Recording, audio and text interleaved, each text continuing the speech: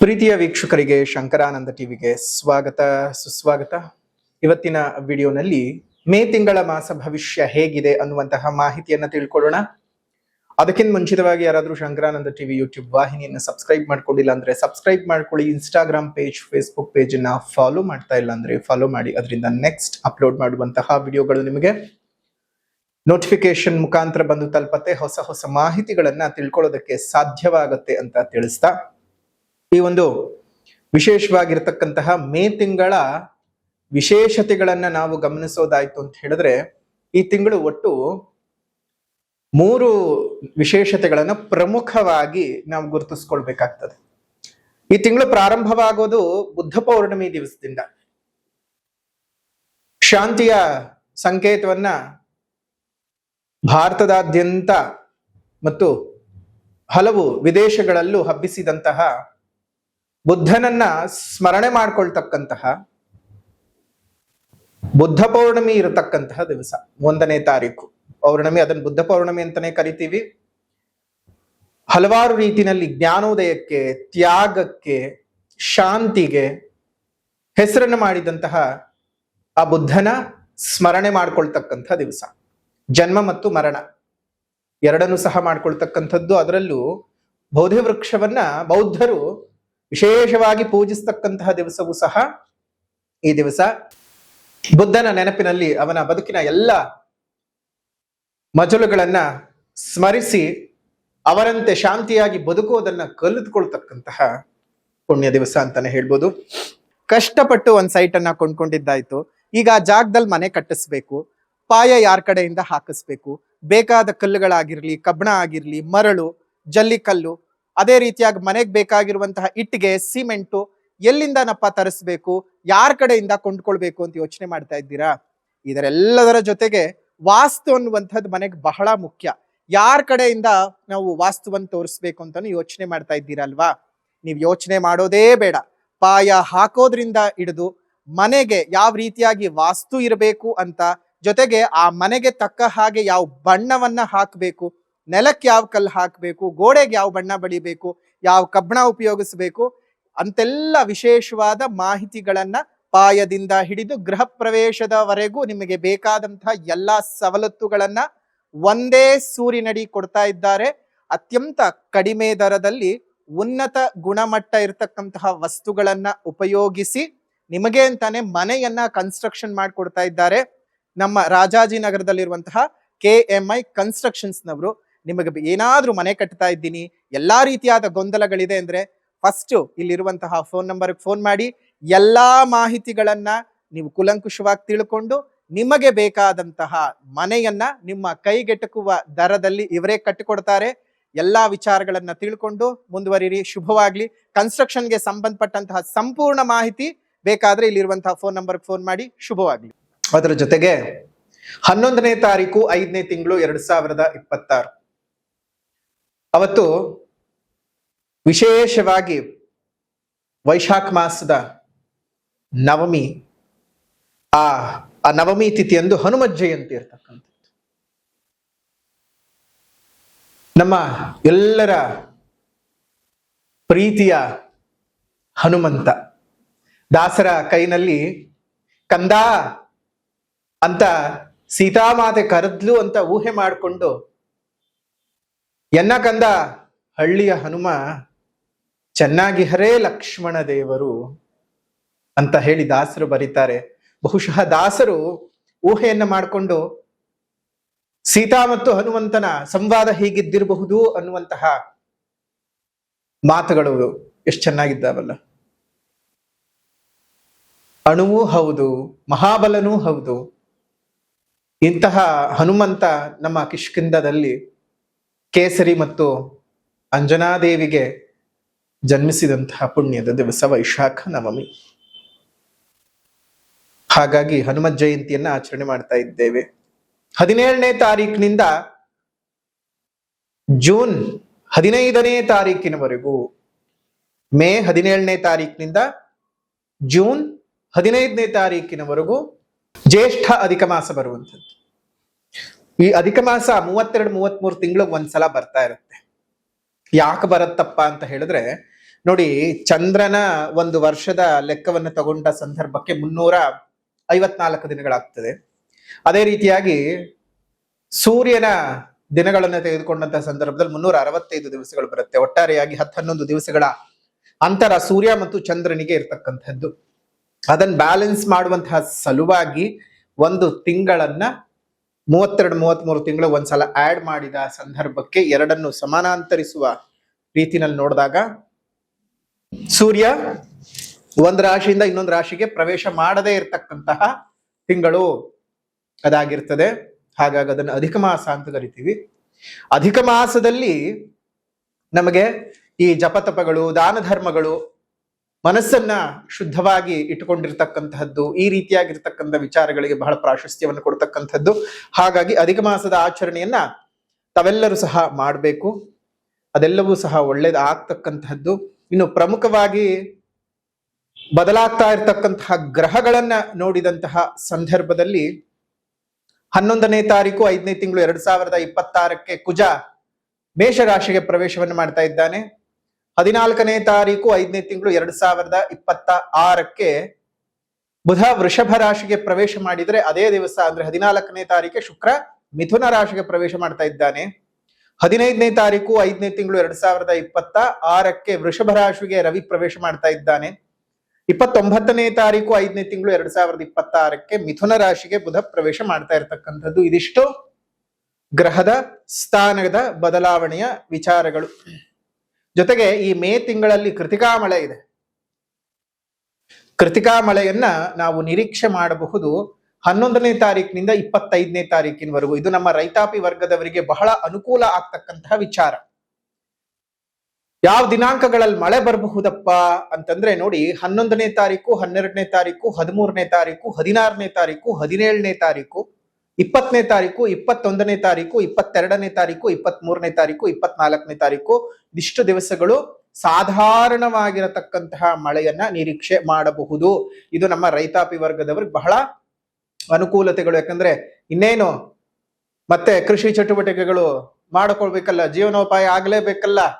ಹಾಗಾಗಿ ಅವತ್ತಿನ ದಿವಸಗಳು ಮಳೆಯನ್ನ ನಿರೀಕ್ಷೆ ಮಾಡಬಹುದು.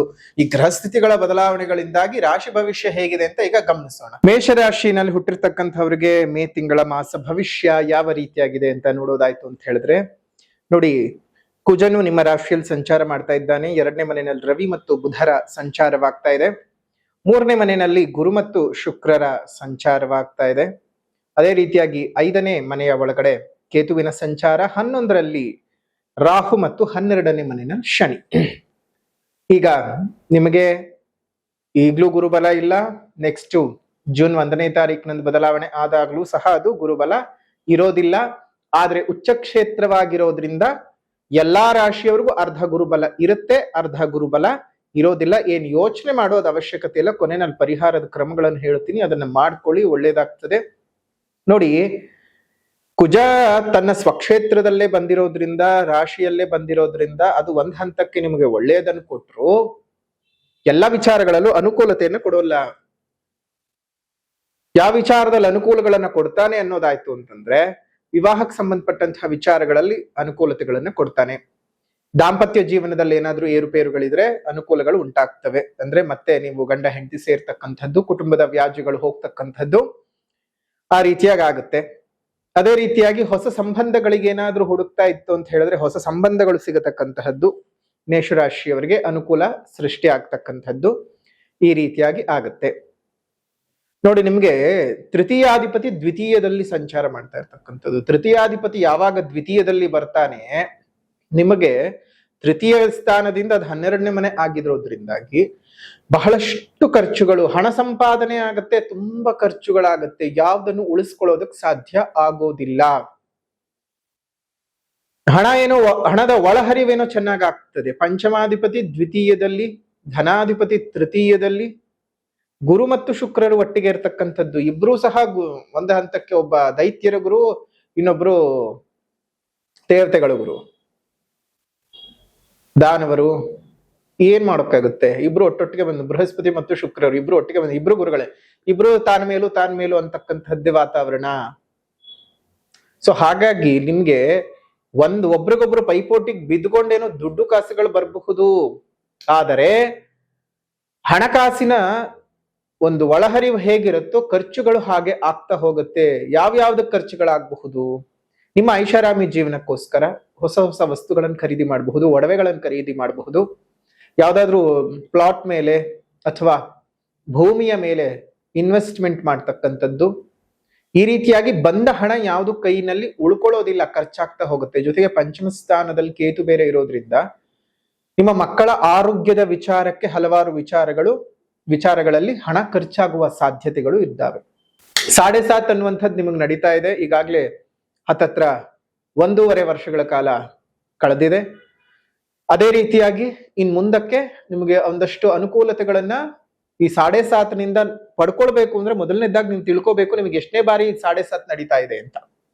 ಮೊದಲನೇ ಬಾರಿಯೋ, 2ನೇ ಬಾರಿಯೋ, 3ನೇ ಬಾರಿಯೋ, ಎಷ್ಟನೇ ಬಾರಿ ನಡೀತಾ ಇದೆ ಅನ್ನೋದನ್ನ ಮೊದಲು ತಿಳ್ಕೋಬೇಕು. ಅದರ ಆಧಾರದಲ್ಲೇನೆ ನೀವು ಒಂದು ಒಳ್ಳೆಯದು ಅಥವಾ ಕೆಟ್ಟದ್ದನ್ನ ನಿರ್ಧಾರ ಮಾಡ್ಕೊಳ್ಳೋದಕ್ಕೆ ಸಾಧ್ಯ ಆಗತ್ತೆ. ಮೊದಲನೇ ಬಾರಿ ಮತ್ತು 3ನೇ ಬಾರಿ ನಡೀತಾ ಇದ್ರೆ ಬಹಳ ಕಷ್ಟಗಳು. 2ನೇ ಬಾರಿ ನಡೀತಾ ಇದ್ದಾಗ ಅದನ್ನು ಹೊಂಬುಶನಿ ಅಂತ ಕರಿತೀವಿ. ಅದು ಬಹಳ ಯೋಗಗಳನ್ನೇ ತಂದುಕೊಡುತ್ತೆ ಹೊರತು ಅವಯೋಗಗಳನ್ನ ತಂದುಕೊಡೋದಿಲ್ಲ. ಹಾಗಾಗಿ ನಿಮ್ಮ ಜೀವನದಲ್ಲಿ ಇದು ಎಷ್ಟನೇ ಬಾರಿ ನಡೀತಾ ಇದೆ ಅನ್ನೋದನ್ನ ಒಂದ್ ಸ್ವಲ್ಪ ನಿಮ್ಮ ಜನ್ಮ ಜಾತಕವನ್ನ ತೋರಿಸ್ಕೊಳ್ಳಿ. ಜಾತಕ ತೋರಿಸ್ಕೊಳ್ಬೇಕು ಅನ್ನುವಂಥವ್ರು ಇಲ್ಲೇ ಇರ್ತಕ್ಕಂಥ ಫೋನ್ ನಂಬರ್ಗೆ ವಾಟ್ಸಪ್ ನ ಮುಖಾಂತರ ಕಾಂಟ್ಯಾಕ್ಟ್ ಮಾಡಿ ಬೇಕಾದ್ರೆ ಅಪಾಯಿಂಟ್ಮೆಂಟ್ ತಗೊಂಡ್ ಬಂದು ಭೇಟಿ ಮಾಡಬಹುದು. ಅದೇ ರೀತಿಯಾಗಿ ನಿಮ್ಗೆ 11ನೇ ಮನೆಯಲ್ಲಿ ರಾಹು ಇರೋದ್ರಿಂದ ಹಣದ ಸಂಪತ್ತಿನ ಅಥವಾ ನಿಮಗೆ ಬೇಕಾದಷ್ಟು ವಿಶೇಷವಾದಂತಹ ಆರ್ಥಿಕ ಅಭಿವೃದ್ಧಿ ಆಗತ್ತೆ. ಆದ್ರೆ ಬಂದದ್ದನ್ನ ನಾನಾಗ್ಲೇ ಹೇಳಿದ ಹಾಗೆ ಉಳಿಸ್ಕೊಳ್ಳೋದಕ್ಕೆ ಸಾಧ್ಯ ಆಗುದಿಲ್ಲ ಮೇಷರಾಶಿಯವರಿಗೆ. ಇನ್ನು ಕರ್ಮಸ್ಥಾನ ಅಂದ್ರೆ ಕೆಲಸದ ವಿಚಾರಗಳನ್ನ ನಾವು ಗಮನಿಸೋದಾಯ್ತು ಅಂತ ಹೇಳಿದ್ರೆ ಕೆಲಸ ಕಾರ್ಯಗಳಲ್ಲಿ ಅಂತಹ ತುಂಬಾ ದೊಡ್ಡ ಮಟ್ಟದ ಲಾಭವನ್ನು ಅಥವಾ ಕೆಳಮಟ್ಟದ ನಷ್ಟವನ್ನು ನೀವೇನು ನೋಡೋದಕ್ಕೆ ಸಾಧ್ಯ ಆಗುದಿಲ್ಲ. ಒಂದು ರೀತಿ ಸಮಾನಾಂತರವಾಗಿ ಹೋಗ್ತಕ್ಕಂತಹ ತಿಂಗಳು ಇದು. ನಥಿಂಗ್ ಗೈನ್ ನಥಿಂಗ್ ಲಾಸ್ ಅನ್ನುವಂತಹ ರೀತಿನಲ್ಲಿ ಇರುತ್ತೆ. ಒಂದಷ್ಟರ ಮಟ್ಟಕ್ಕೆ ನೀವು ಸ್ವಲ್ಪ ಜಾಗ್ರತೆ ತುಂಬಾ ಮಾಡ್ಲೇಬೇಕಾದಂತಹ ವಿಚಾರಗಳು ಯಾವ್ದ್ಯಾವ್ದಪ್ಪ ಅಂತ ಹೇಳಿದ್ರೆ ಮಿತ್ರದ್ರೋಹ. ಮಿತ್ರರು ನಿಮಗೆ ದ್ರೋಹವನ್ನ ಮಾಡ್ತಾರೆ, ಜಾಗ್ರತೆ. ಹಿತಶತ್ರುಗಳ ಕಾಟ. ಶತ್ರುಗಳು ನಿಮಗೆ ಹಿತವಾಗಿಯೇ ಇದ್ದು ನಿಮ್ಮ ಹಿತವನ್ನ ಬಯಸ್ತೀನಿ ಅಂತಾನೆ ನಿಮ್ಮ ಜೊತೆಯಲ್ಲಿದ್ದು ನಿಮಗೆ ಹಾನಿಯನ್ನ ಮಾಡ್ತಕ್ಕಂತಹದ್ದು. ಬಂಧು ಮಿತ್ರರಿಂದ ಬಹಳ ವಿರೋಧಾಭಾಸಗಳು ಬರುತ್ತೆ. ನೀವ್ ಯಾರಿಗಾದ್ರೂ ಸಾಲವನ್ನ ಕೊಟ್ಟಿದ್ರೆ ಆ ಸಾಲವನ್ನ ಕೊಟ್ಟು ನೀವು ಅನ್ನಿಸ್ಕೋಬೇಕಾಗ್ತದೆ. ಬೇಕಾ ನಿಮ್ಗ ಆ ಕರ್ಮ? ನೀವ್ ಕಷ್ಟಪಟ್ಟು ದುಡಿದಿರ್ತೀರಿ, ನೀವು ನಿದ್ದೆಗೆಟ್ಟು ಹಸಿವು ಊಟ ಬಿಟ್ಟು ಎಲ್ಲ ಬಿಟ್ಟು ಸಂಪಾದನೆ ಮಾಡಿ ಇಟ್ಟುಕೊಂಡಿರ್ತಕ್ಕಂತಹ ದುಡ್ಡನ್ನ ಇನ್ನೊಬ್ರಿಗೆ ಅಯ್ಯೋ ಅವ್ರಿಗೆ ಕಷ್ಟ ಅಂತ ತಗೊಂಡು ಹೋಗಿ ನೀವು ಕೊಟ್ಟು ಕೊನೆಗೆ ನೀವೇ ಅನ್ನಿಸ್ಕೋಬೇಕಾಗ್ತದೆ. ಬೇಡ, ಅನುಭವಿಸ್ತೀನಿ ಅಂದ್ರೆ ನಿಮ್ ಇಷ್ಟ.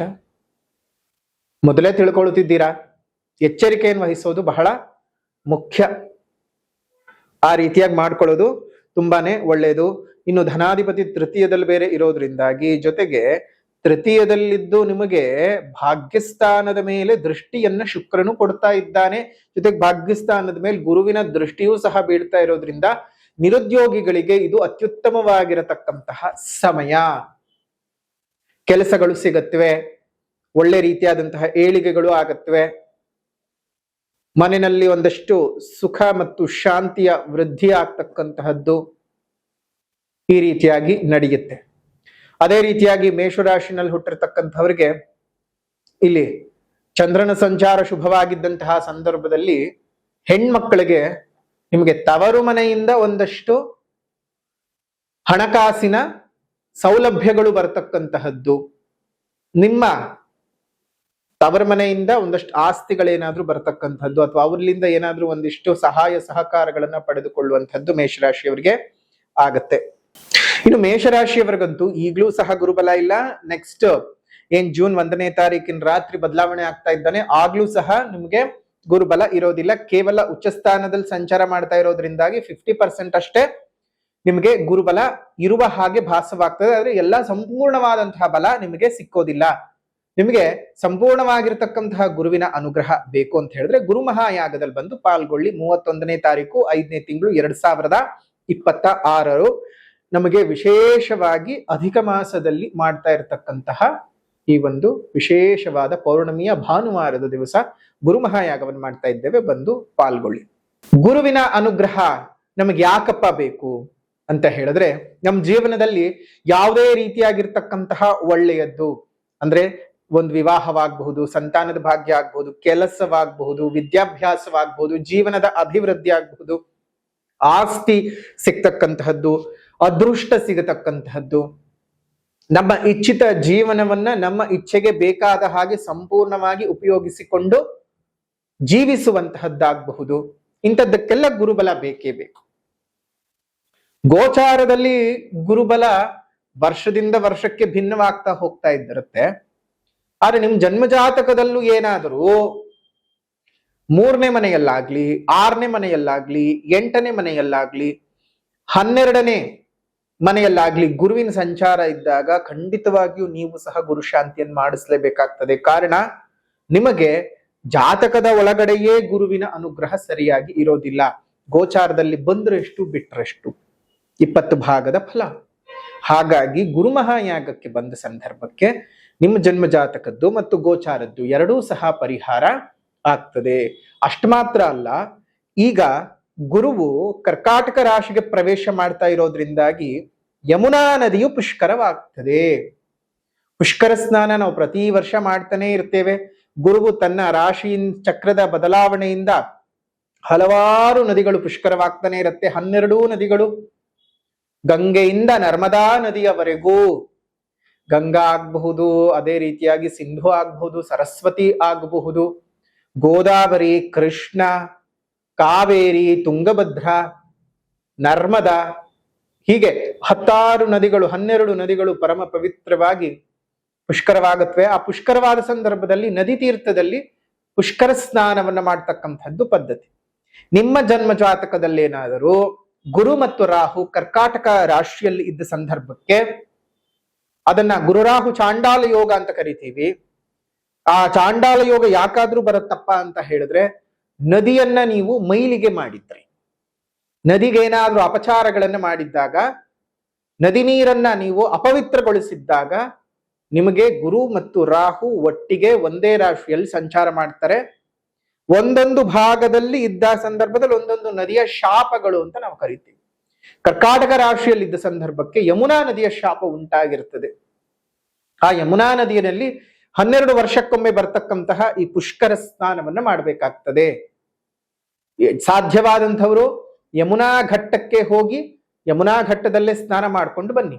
ಸಾಧ್ಯವಿಲ್ಲದೆ ಇರತಕ್ಕಂಥವರಿಗೆ ನಾವು ಯಮುನಾ ತೀರ್ಥವನ್ನ ದಿನಾಂಕ 31ನೇ ತಾರೀಕು 5ನೇ ತಿಂಗಳು 2026 ಗುರು ಮಹಾಯಾಗದ ಸಂದರ್ಭದಲ್ಲಿ ಪೂಜಿಸಿ ನಿಮಗೆ ಕೊಡ್ತೀವಿ, ಉಚಿತವಾಗಿ ಕೊಡ್ತೀವಿ. ಬಂದಂತಹವರಿಗೆ ಆ ಯಮುನಾ ತೀರ್ಥವನ್ನ ನೀವೇನು ಮಾಡಬೇಕು, ಜೂನ್ 15ನೇ ತಾರೀಕಿನ ಒಳಗೆ ನಿಮ್ಮ ಮನೆಯಲ್ಲಿ 3 ದಿವಸಗಳ ಕಾಲ ಇಟ್ಕೊಂಡಿದ್ದು ಪೂಜಿಸಿ, ಅದಾದ ನಂತರ ಸ್ನಾನದ ನೀರಿಗೆ ಆ ಯಮುನಾ ತೀರ್ಥವನ್ನ ಮಿಶ್ರಣ ಮಾಡಿಕೊಂಡು ಸ್ನಾನ ಮಾಡಿದ್ದೆ ಆದ್ರೆ ಆ ಯಮುನಾ ಘಟ್ಟದಲ್ಲಿ ಸ್ನಾನ ಮಾಡಿದಂತಹ ಪುಣ್ಯದ ಫಲವೇ ಸಿಗ್ತದೆ. ಹಾಗಾಗಿ ಈ ಒಂದು ಉಪಯೋಗವನ್ನ 31ನೇ ತಾರೀಕು 5ನೇ ತಿಂಗಳು 2026 ವಿಶೇಷವಾದಂತಹ ಆ ಕಾಲಘಟ್ಟದಲ್ಲಿ ನಾವು ನಿಮ್ಗೆ ಉಚಿತವಾಗಿ ಕೊಡ್ತಾ ಇದ್ದೇವೆ. ಯಾಗಕ್ಕೆ ಬರ್ತಕ್ಕಂಥವರಿಗೆ ಮತ್ತು ಗುರು ಶಾಂತಿಯಲ್ಲಿ ಪಾಲ್ಗೊಂಡವರಿಗೂ ಸಹ, ಯಾರು ಪೂಜೆ ಮಾಡಿಸ್ತಾ ಇದ್ದೀರಾ ಅವರಿಗೂ ಕೊಡ್ತೀವಿ, ಮಾಡಿಸದೇ ಇದ್ದಂಥವರಿಗೂ ಕೊಡ್ತೀವಿ. ಪೂಜೆ ಮಾಡಿಸಿದಂಥವ್ರಿಗೆ ಮಾತ್ರ ಅಂತಾನೆ ಅಲ್ಲ, ಯಾರು ಬಂದು ಬೇಕಾದ್ರೂ ಯಮುನಾ ತೀರ್ಥ ಬೇಕು ಅಂತ ಹೇಳಿ ಕೇಳಿ ತಗೊಂಡು ಹೋಗಿ. ಸ್ವತಃ ನಾವೇ ಕೊಡ್ತೀವಿ, ನಿಮ್ಗೆ ಅನುಕೂಲತೆಗಳು ಉಂಟಾಗ್ಲಿ. ಅದೇ ರೀತಿಯಾಗಿ ಗುರು ಮಹಾಯಾಗದಲ್ಲಿ ವಿಶೇಷವಾಗಿ ಪಾಲ್ಗೊಂಡು ನಿಮ್ಮ ಜೀವನದಲ್ಲಿ ಇರತಕ್ಕಂತಹ ಗುರುದೋಷವನ್ನ ನಿವಾರಣೆ ಮಾಡಿಕೊಳ್ಳಿ. ಈ ಗುರು ಮಹಾಯಾಗದ ಶುಲ್ಕವು ನಿಮಗೆ 800 ರೂಪಾಯಿಗಳಾಗಿರುತ್ತೆ. ಸೊ ಹಾಗಾಗಿ ಈ ವಿಶೇಷವಾಗಿರ್ತಕ್ಕಂತಹ ಗುರು ಮಹಾಯಾಗದಲ್ಲಿ ಪಾಲ್ಗೊಳ್ಳೋದು ಮರಿಬೇಡಿ. ಇನ್ನು ಗುರು ಮಹಾಯಾಗದಲ್ಲಿ ಯಾಗದ ನಂತರ ನಿಮಗೆ ಕೊಡ್ತಾ ಇರತಕ್ಕಂತಹ ರಕ್ಷಪ್ರಸಾದ, ರಕ್ಷೆಯು ಅಂದ್ರೆ ಗುರು ಕವಚವನ್ನ ಮತ್ತು ಅಕ್ಷತಾ ಪ್ರಸಾದವನ್ನ ಕೊಡ್ತೀವಿ. ಅದು ಎರಡನ್ನೂ ಸಹ ನೀವು ಇಟ್ಕೊಂಡಿರ್ಬೇಕು. ಕವಚವನ್ನ ಧರಿಸಿಕೊಳ್ಬೇಕು, ಕತ್ನಲ್ಲಾಗ್ಲಿ ಅಥವಾ ತೋಳ್ನಲ್ಲಾಗ್ಲಿ. ಅಕ್ಷತೆಯನ್ನ 2 ಭಾಗಗಳನ್ನಾಗಿ ಮಾಡಿ ಇಟ್ಕೊಂಡಿದ್ದು ನೀವು ಒಂದು ನಿಮ್ಮ ದೇವರ ಮನೆಯಲ್ಲಿಟ್ಟು ದಿನ ನಮಸ್ಕಾರಗಳನ್ನು ಮಾಡ್ಕೋಬೇಕು. ಇನ್ನೊಂದು ಪ್ಯಾಕ್ ಮಾಡಿಟ್ಕೊಂಡು ನಿಮ್ಮ ಜೇಬ್ನಲ್ಲಿ ಇಟ್ಕೊಂಡು ಕೆಲಸ ಕಾರ್ಯಗಳಿಗೆ ಮುಂದುವರಿರಿ. ಗುರುವಿನ ಅನುಗ್ರಹ ಉಂಟಾಗ್ತದೆ. ಇದರಿಂದ ನಿಮ್ಗೆ ಒಳ್ಳೆ ರೀತಿಯಾಗಿರ್ತಕ್ಕಂತಹ ಫಲಾನುಫಲಗಳನ್ನ ಸಿದ್ಧಿ ಮಾಡ್ಕೊಳ್ಬಹುದು. ಅದೇ ರೀತಿಯಾಗಿ ಗುರು ಮಹಾಯಾಗದ ಜೊತೆಗೆ ಶನಿಗೋಸ್ಕರವಾಗಿಯೇ ನಾವು ಶನಿ ಮಹಾಯಾಗವನ್ನು ಮಾಡ್ತಾ ಇದ್ದೇವೆ. ಜುಲೈ 12ನೇ ತಾರೀಕಿನಂದು ಶನಿ ಮಹಾಯಾಗ ಸಹ ನಡೆಯುತ್ತೆ. ಶನಿ ಮಹಾಯಾಗದಲ್ಲೂ ಬಂದು ಪಾಲ್ಗೊಳ್ಳಿ. ಶುಭವಾಗ್ಲಿ.